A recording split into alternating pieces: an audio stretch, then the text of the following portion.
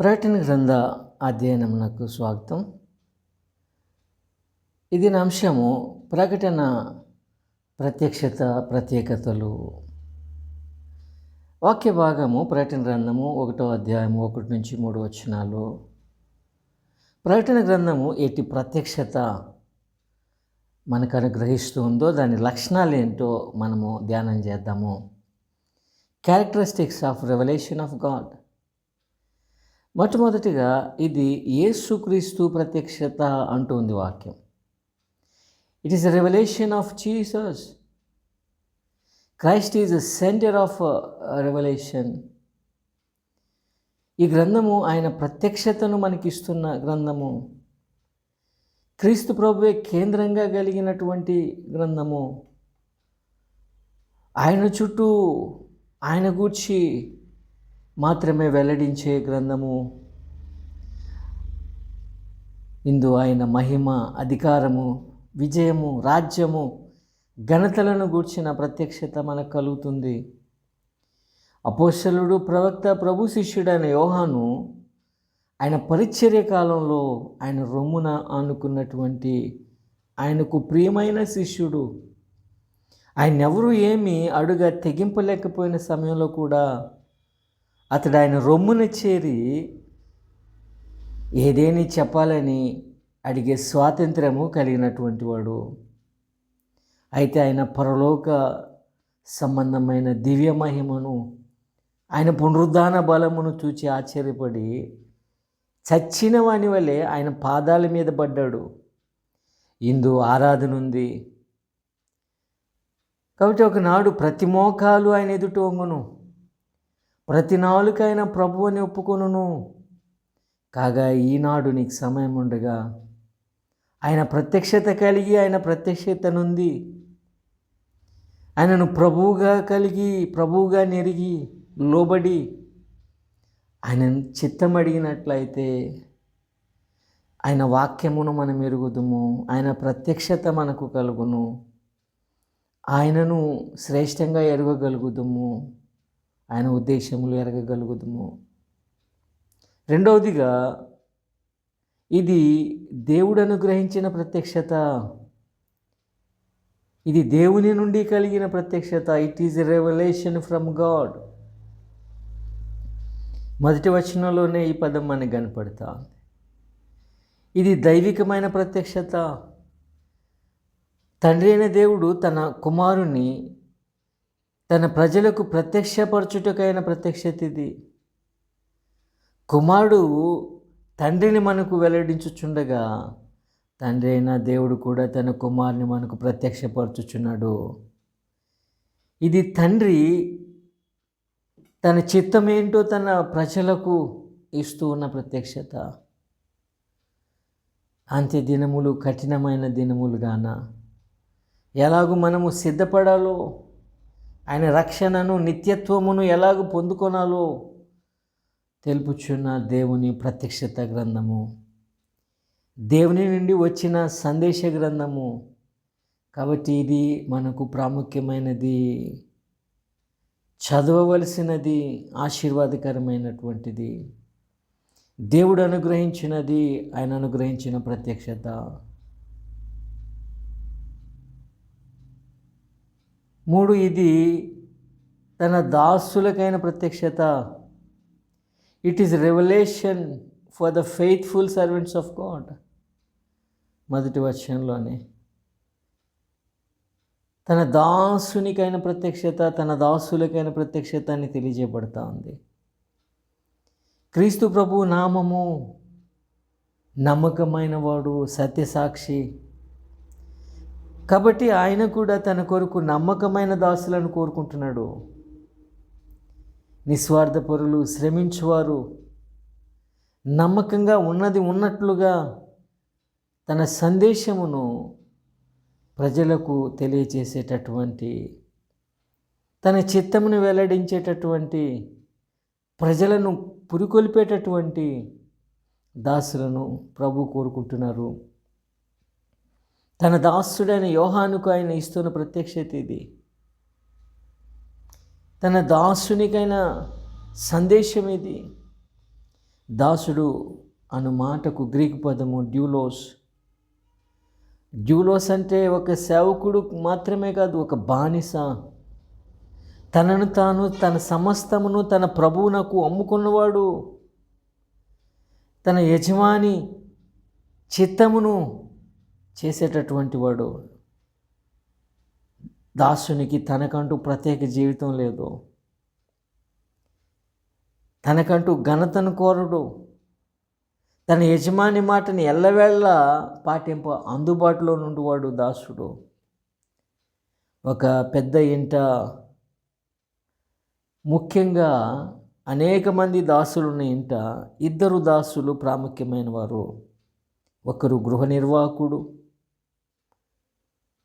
ఇతడు తన యజమాని తరపున అన్నిటినీ పర్యవేక్షిస్తాడు, గృహాన్ని పర్యవేక్షిస్తాడు.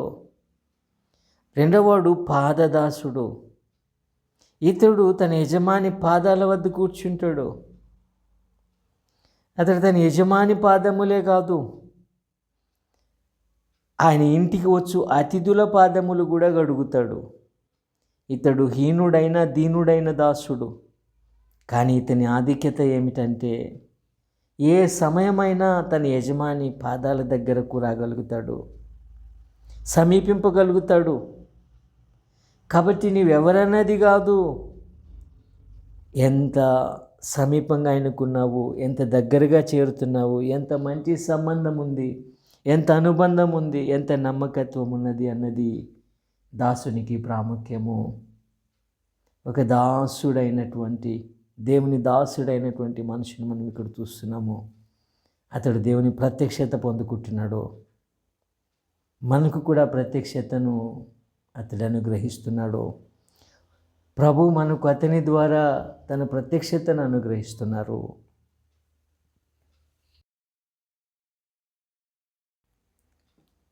ప్రకటన గ్రంథము త్వరలో సంభవింపనయున్న సంగతుల ప్రత్యక్షత. Things what will soon take place.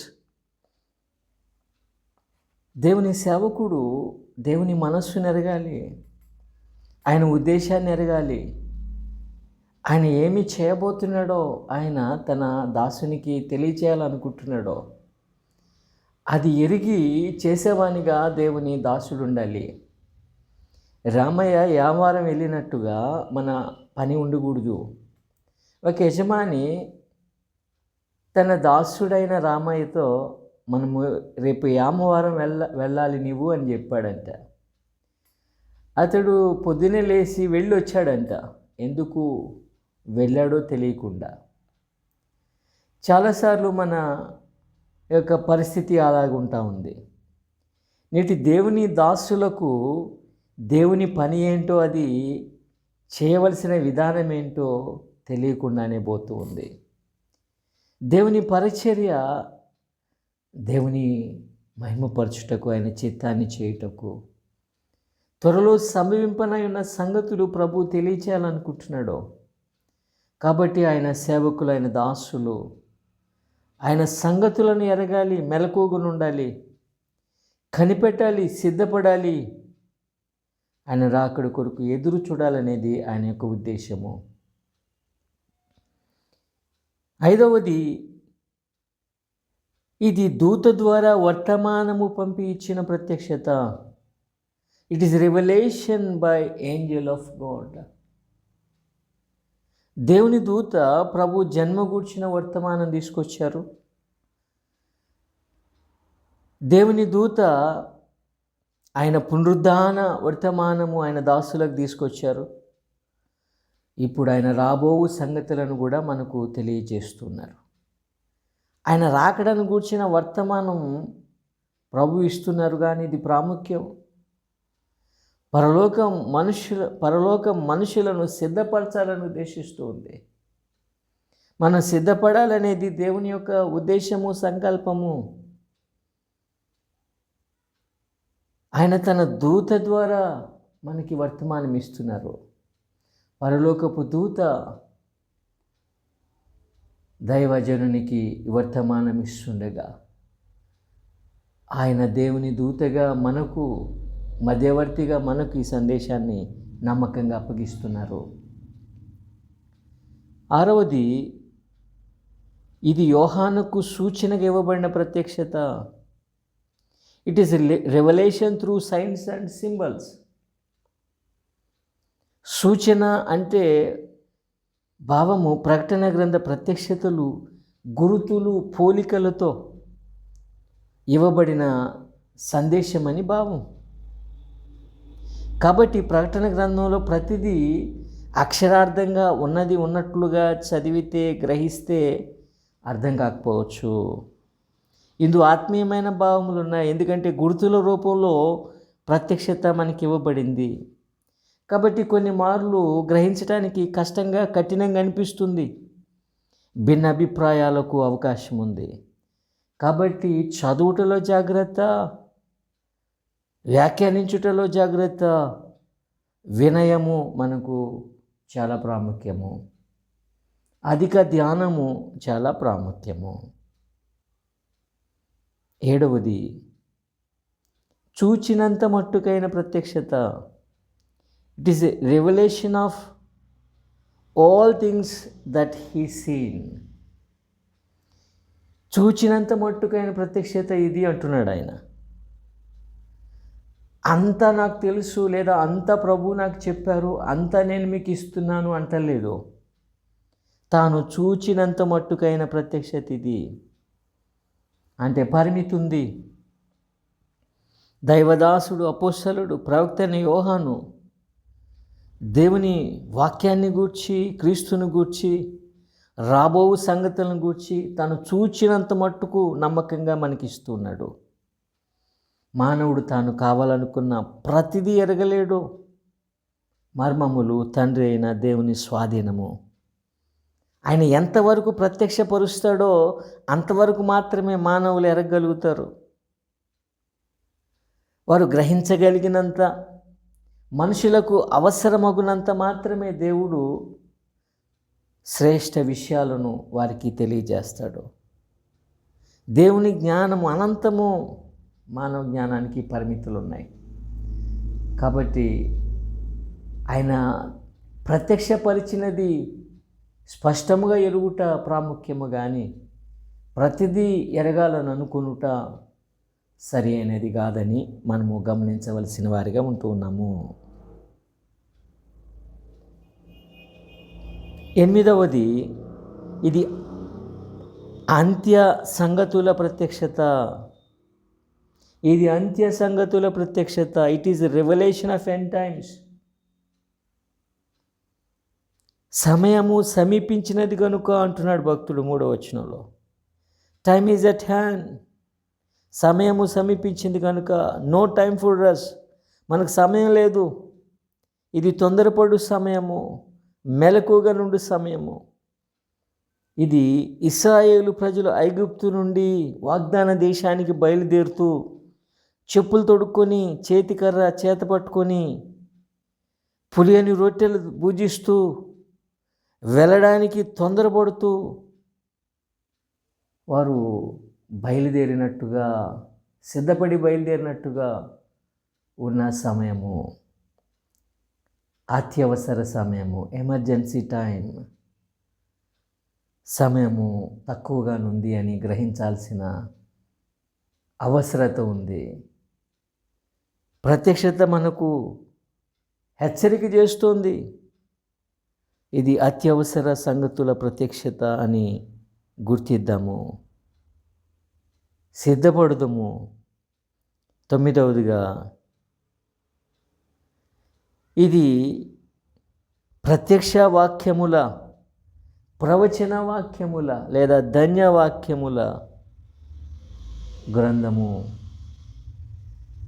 ఇందు ప్రత్యక్షత వాక్యములే కాకుండా ప్రవచన వాక్యములు అనగా ఆయన చిత్తమును వెల్లడించు వాక్యములే కాకుండా మనలను ధన్యులుగా చేసే వాక్యములు ఉన్నాయి. అందుకే అంటున్నాడు భక్తుడు, దీని చదువువాడు, వినువాడు, గైకొనువాడు ధన్యుడు. We're so blessed. ఈ ప్రత్యక్షతను పొందుకునేవాడు ధన్యుడు. ఈ ప్రత్యక్షత వాక్యములను, ఈ దైవ ప్రకటనను జాగ్రత్తగా చదువువాడు, వినువాడు, గైకొనువాడు ధన్యుడవుతాడు, ఆశీర్వదించబడతాడు. కాబట్టి ప్రకటన గ్రంథ ప్రత్యక్షత లక్షణములు మనం చూస్తూ ఉన్నాము. ఆయన ప్రత్యక్షతను ఎరుగుదాము, ఎరిగి ఆయన చిత్తము కొరకు సిద్ధపడదాము. ఆయన రాకడ కొరకు మనము సిద్ధపడి ఉందాము. God bless you.